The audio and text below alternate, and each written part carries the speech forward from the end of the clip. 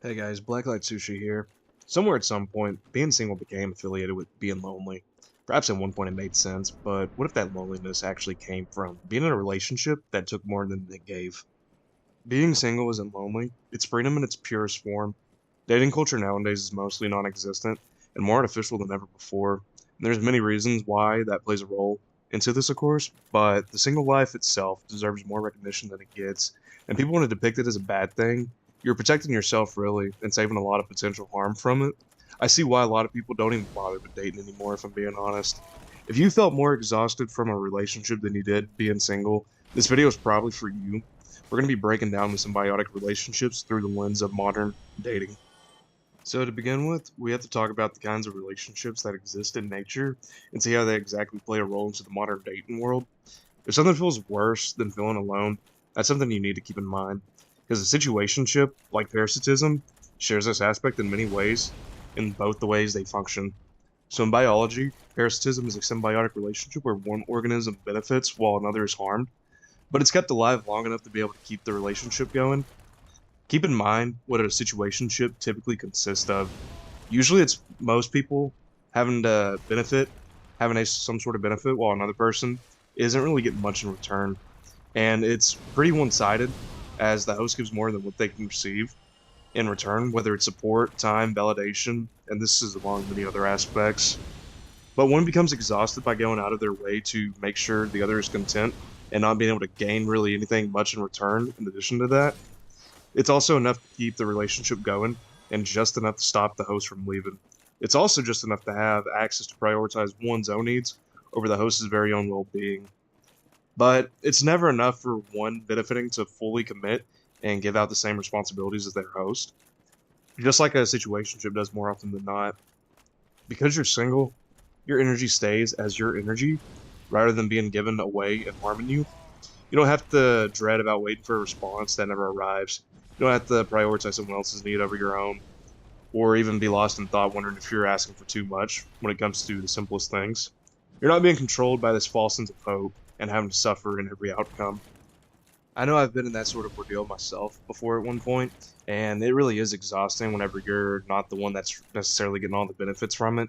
But moving on to the next thing, this next relationship is casual dating or casual relationships and how it's affiliated with commensalism.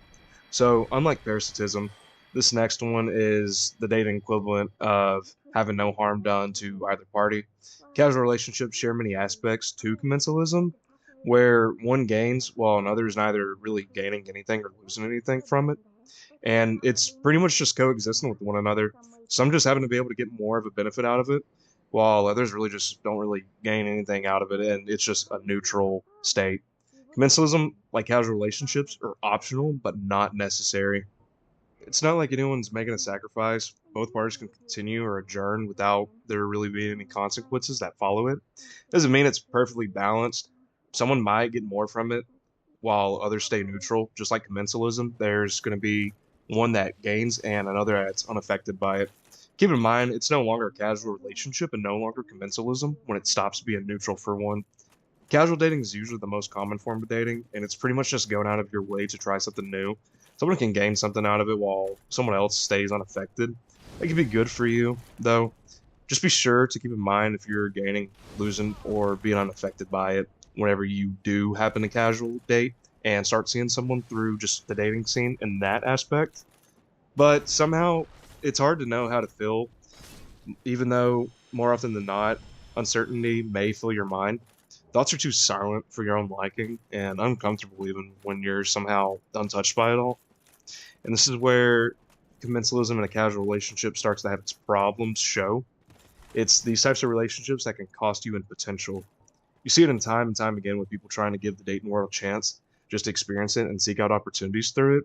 And overall, it just never works out in their favor, one way or another, regardless of how well something may go from it. Even when you aren't affected by any of it, you eventually just become exhausted and most likely may even retire just because of the many trials and errors that you go through with it and just not wanting to tolerate it anymore because it eventually sooner or later takes a toll on your mental state. I know I've personally had a good bit of accounts where someone has shown an interest in me, whether they've told me themselves or I heard it from someone else that we both know, or just kind of had a feeling that that may be the case. And the thing is, and a common thing among all of them was just that it never worked out. Even whenever it did seem like odds were going to be in your favor, it just never worked out one way or another. Whether there was, an actual reason behind it or not, that's just the way it was. But I'm going to be moving on to this next one. Interdependent relationships are like mutualism.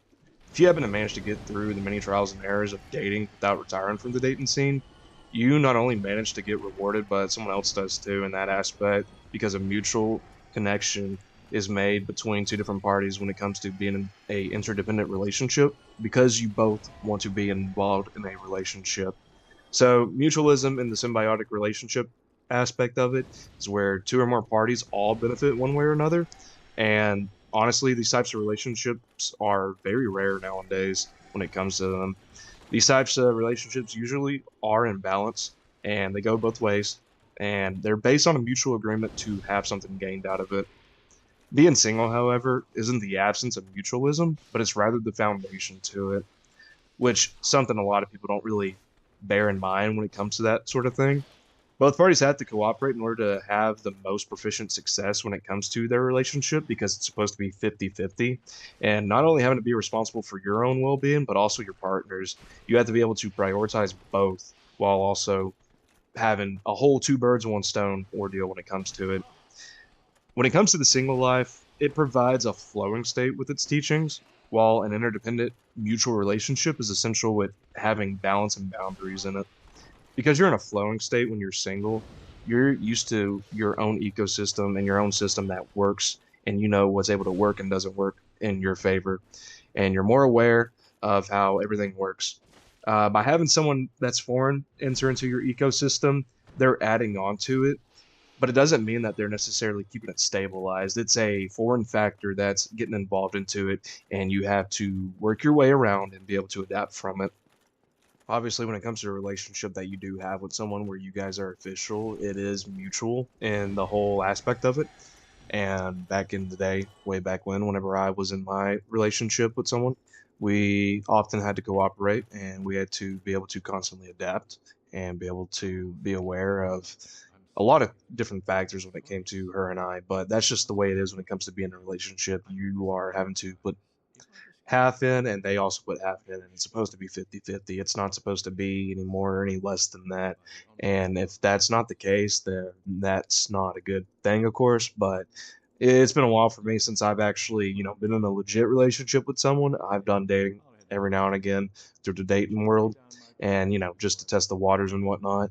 And I know one thing that I learned during that time was that being single is not as bad as I thought it was. Yeah, of course, getting through a breakup and breaking up with someone that you had a thing for and that you really cared for does play an effect and makes it hard for you to be able to move on. But obviously, with time, you're able to move on and you will get better sooner or later and you will change for the better. And that's just the way it is. You hopefully change for the better instead of changing for the worse. You learn a lot from it. I know I did. And at the same time, I also learned that the single life isn't even that bad. You get to do, like I said earlier, whatever you want, whenever you want. You don't have to worry about having to just hold yourself back from doing whatever it is you may want to do or doing something that you like or being able to just spend your time however you want to. It's very freeing. Like I mentioned earlier in the video, it's very freeing in the whole single life. And I just don't understand why it is seen as a bad thing and was seen as the bad thing for the longest time, really. If it's something you do learn from this video, though, just know that being single isn't lonely, and it's not as bad as people put it out to be. You get to enjoy a lot of aspects of being single that you wouldn't be able to when you're taken, and you really wouldn't know or understand that being the case unless you've actually been in a legitimate relationship with someone and were able to see that difference for yourself when it came to that. And with that being said, I'm going to be wrapping this video up. Thank you for your time if you've gotten this far, and thank you for watching. I hope y'all take care and have a good one.